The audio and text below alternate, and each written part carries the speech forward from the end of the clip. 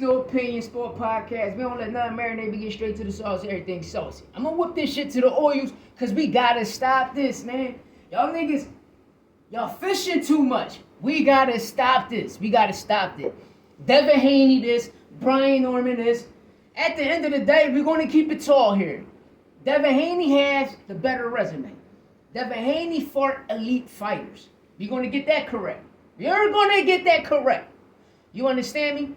Number two, he's a warrior. We might say he's Chinny because of the Ryan Garcia situation, but he's a warrior. He's a warrior. Even though Harvey Doc robbed Ryan Garcia for a knockout in the 7th round, but at the end of the day, he's a warrior.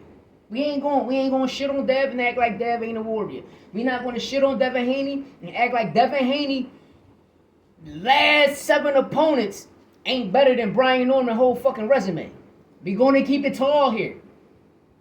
We're gonna keep it tall. I don't agree with the nut shit Devin Haney did to get that old back and now you got Victor Conte back into the spotlight. You know what I mean? I don't like that, but hey, shit happens and shit happens. You know what I mean? The PD King is fucking with Bud Crawford and Devin Haney. But let's go to Brian Norman Jr. Bang. Brian Norman Jr. I'm gonna keep it tall. I felt like though they was giving him the Bud Crawford treatment, and what I mean by that is he's not fighting nobody. Y'all looking at these knockouts that he's getting, bro. You fighting nobody. Jensen Saki was a nobody. They only ranked Jin Saki once he walked up to you. It's just like I'm gonna use this for an example.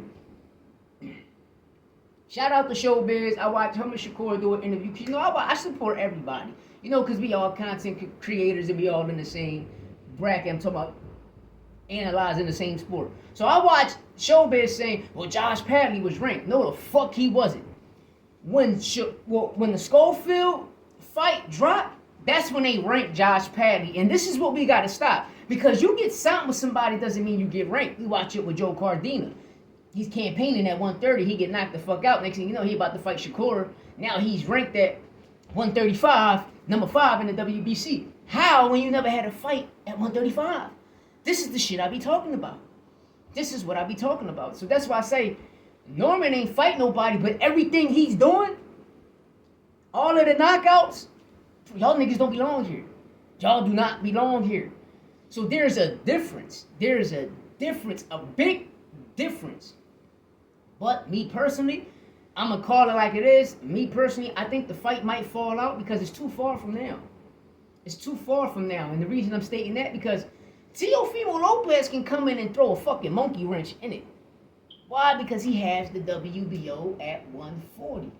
So his shit is mandatory. He can go down to 135. Fight the winner out of Sam Oaks and Abdullah Mason. He can fight Keyshawn at 140, or he can just move up to 147 and say, Brian Norman Jr., fuck that, me and you rumbling. It can happen either way. It can happen either way. And me personally, I think it's going to happen because we see him in training. We see him in training, and all we see is verbal agreements. You understand? There's a lot of verbal agreements happening. You know, they say the fight is signed, but anything can happen because it's too far from now. Because if the fight was really happening, it would have been happening in October. You dig me? But besides that, it's a great fight. We got to keep it tall. You know, Dev resume, it's better. Dev fought better opponents. You know, Dev was an undisputed champ at 135. You know, last time I checked was Devin Haney. Cambosis was undisputed when he beat Tio. Even Teofimo was undisputed.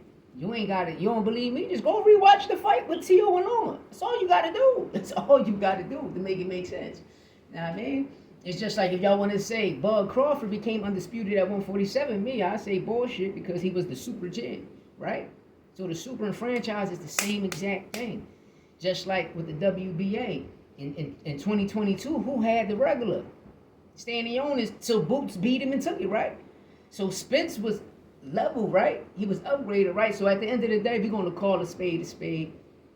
It was 3 undisputeds recently at 135, you know.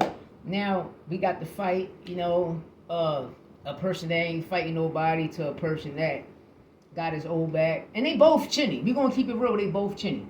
They both chinny because Brian Norman chin ain't Ain't like that. Now I mean, he just waiting for the correct person to put him the fuck down. But it's going to be a spectacular fight. It's going to be a great fight. All I can say is it's going to be one of the ones. Personally, I ain't got Devin running this fight. Why? Because Norman ain't going to let him run. But if he do, it's all about the punching power, man. It's all about the punching power. And another thing, when these fighters be getting hand surgeries, we already know they take bones out and put metal rods in there. Think about that. You get a surgery on your leg, they take the bone out and put a rod in there, put metal in there. So is these fighters getting surgery on their hands to put metal in their hands? I'm just saying. Is these fighters getting surgery on their hands to put metal rods in their hands? Let me know what you think in the comments. That's all I want to know. Let me know what you think in the comments by a lot of fighters getting surgery on their hands. Is they getting metal rods in there? Because we know you get a surgery on your leg, your arm, and they take out a bone, you getting a metal rod. I'm just saying, though. I'm just saying, Pimp Juice. Mira, papa, yo. Yo sabe. Yo sabe. You see. Yo sabe. You see. All right? We're going to leave it like that. Dollar. Hit that subscribe button. And let me know what you think in the comments.